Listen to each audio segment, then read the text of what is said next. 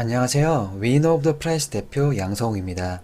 이번 시간에는 내 소중한 전세 자금을 지킬 수 있는 전세금 반환 보험에 대해서 설명드리도록 하겠습니다.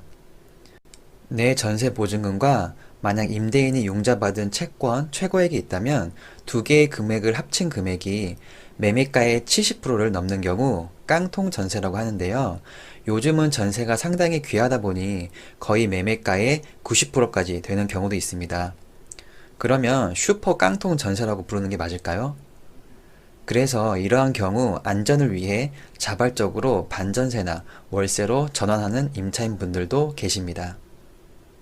만약 집값이 반토막 난다고 해도 임대인이 내 전세 보증금을 전부 다 잘 돌려준다면 아무 문제 없지만 우리는 항상 최악의 경우를 대비해야 하기 때문에 집이 경매로 넘어가거나 혹은 집값이 떨어져서 임대인이 돈이 없는 등의 이유로 내 소중한 전세 보증금을 온전히 보전받지 못할 경우를 대비해야 하며 그것에 대한 대비책이 바로 전세금 반환 보험입니다.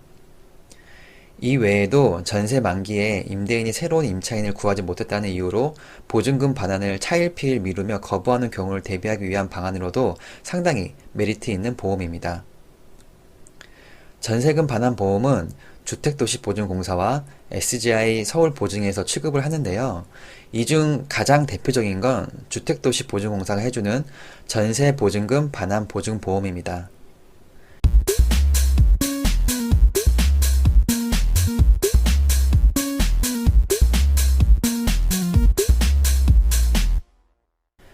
2018년 2월 1일부터 여러 조건이 완화되었는데요.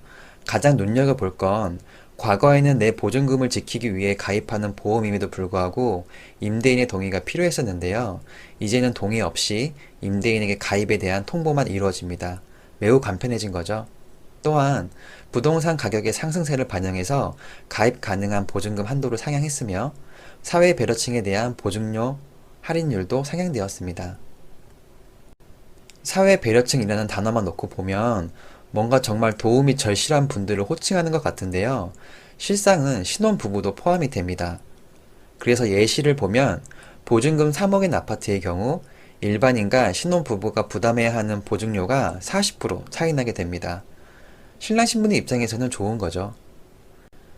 하지만 매매가의 60%를 초과하는 융자가 있는 경우 및 주택도시보증공사 이외의 금융기관이 담보를 목적으로 전세보증금 반환 채권을 양도 또는 질권 설정하거나 채권 양도에 제약을 둔 대출인 경우에는 보증 취급이 불가능합니다.